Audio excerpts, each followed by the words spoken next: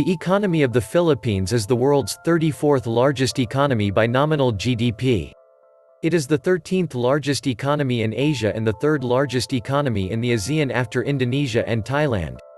The Philippines is one of the emerging markets and is the sixth richest in Southeast Asia by GDP per capita values, after the regional countries of Singapore, Brunei, Malaysia, Thailand, and Indonesia.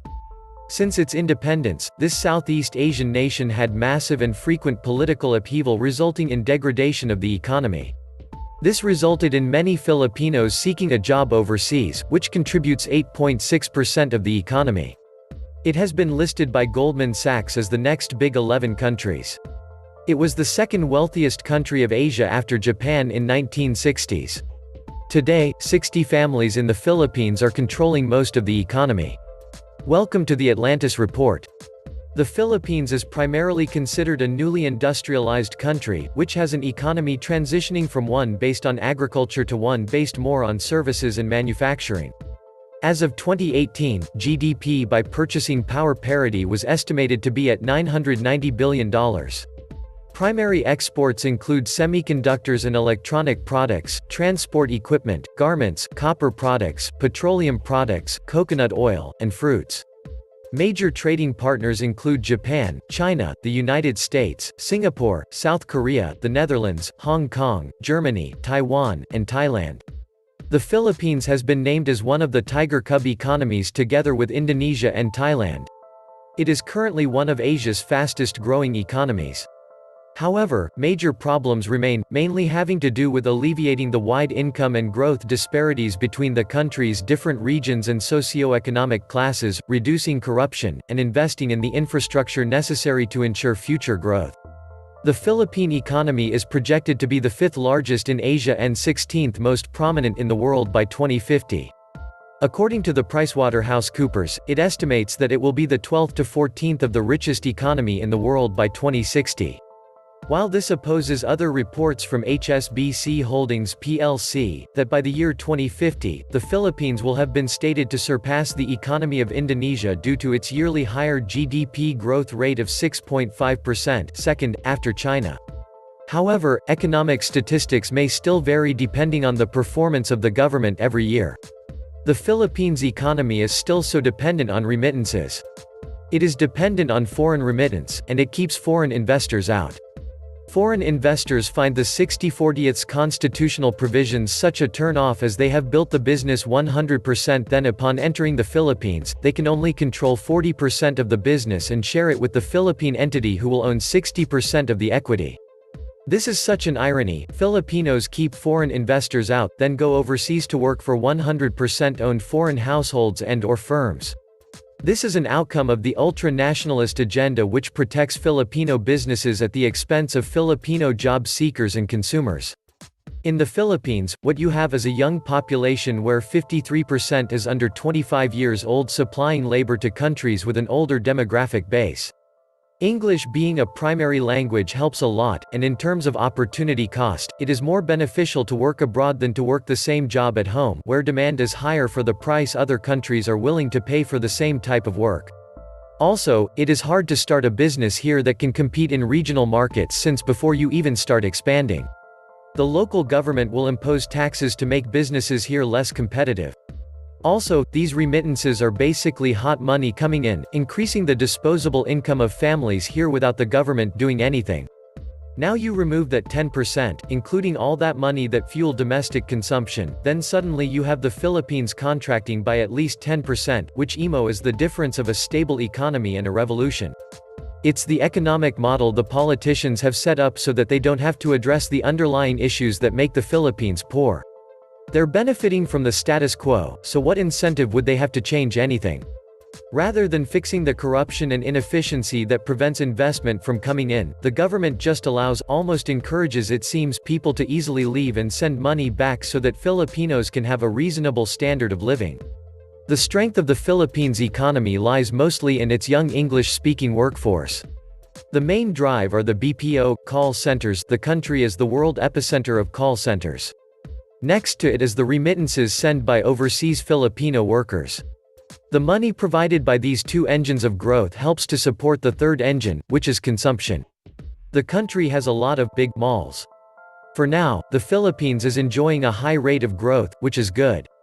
More middle class means more sustainable growth for the country. But as every growth story, there's also risk. For the Philippines, there are three main risks. The country is not industrializing fast enough. Its over-reliance on BPO, remittance, and consumption creates a looming import risk. A young country should focus more on creating things instead of consuming like there's no tomorrow. AI and blockchain technology could severely impact the country's BPO industry. The efficiency offered by these new technologies could render millions of Filipinos jobless.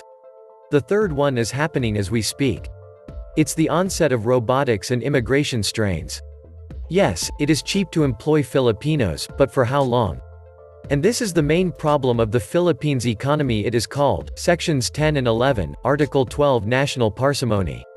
It basically means that foreigners who do business, invest in the Philippines can only have 40% of their share while their Filipino partners get 60%. The basic economic issues in the Philippines for a long time are poverty, corruption, and lack of education. Poverty, many Filipinos think that the cause of poverty is the lack of education, which is true. For example, the parents from a poor family and who don't have an education tend to have more babies than those who are in the middle class because they don't have any knowledge of family planning.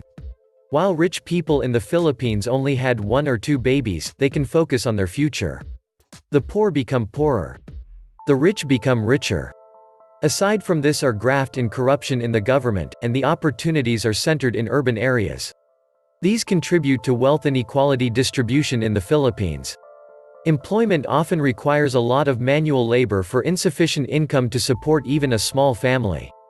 The financial security for people that become disabled or too old to work is very weak, and as a result, many people cannot afford basic medication needs and health care. Although there are many people who show great charity for others, young adults often begin their careers with heavy financial burdens from medical expenses incurred on behalf of their parents. Corruption in the governmental infrastructure is a big issue also, although it seems that President Duterte's regime has reduced this somewhat. I believe that improving education, industry, and environmental awareness would do wonders for the economy here. Limited natural resources require better recycling, sanitation, and management of renewable resources. Regional instability is also hindering economic growth throughout the country, especially in the southern provinces. And now the political issue in the Philippines. As you know, good politics leads to good businesses, which leads to good economy. Corruption, instability, security issues, regulations and government legislations as well as protectionist laws, corruption on every level from 1946 to 2016 has made the Philippines a hopeless mess for the first 70 years of independence. Very low direct foreign investment seriously restricted by the oligarch protectionist economic policies. This is one of the main reasons why 13 million overseas Filipinos are legally and illegally working overseas. Poor overpopulated countries have high tariff barriers and terrible low levels of direct foreign investment to employ their own people inside their own country. Low wages and contract labor laws keep the country unproductive. Filipinos love to spend and not save. Also, you cannot seriously have strong economic GDP growth when the birth rate is the highest in Asia. Serious lack of infrastructure and corrupt delays in the movement of goods through the ports has given the Philippines a bad name also. The lack of a domestic manufacturing base, the lack of sufficient employment at a reasonable wage to sustain a fast-growing population, the overdependence on remittances that create a dependency mindset, a lack of infrastructure to support economic growth, the concentration of economic power amongst a narrow elite, corrupt church and generally corrupt government officials. The above issues are being tackled slowly but will require a huge cash injection from China or another sympathetic power to propel the country forward. The current strong rates of economic growth are misleading as they come off the back of decades of almost no progress. The major economic problem is the lack of knowledge of political leaders and the corruption that has plagued the country, remarkably started by the world-breaking looting of the Marcos regime. The oligarchs were created during the Marcos regime. The culture of corruption in the government was especially kick-started during the time when the people has so much trust in Marcos in his early years until he abused his power and tried to hold on to it for as long as he wants. Now, the Philippines is losing its track to economic boom because of corruption and poor leadership. The new President Duterte has records of alleged corruption that are still not answered up to this day.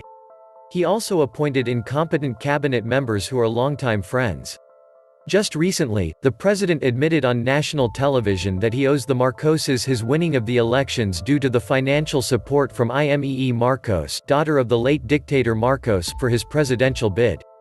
The allegedly corrupt leaders like Senator Enrile and former President Arroyo, who were allies of Duterte, were freed from prison as soon as Duterte stepped in as president. The track record of corruption is easily forgotten in the Philippines, which is the main hindrance to the development of the country.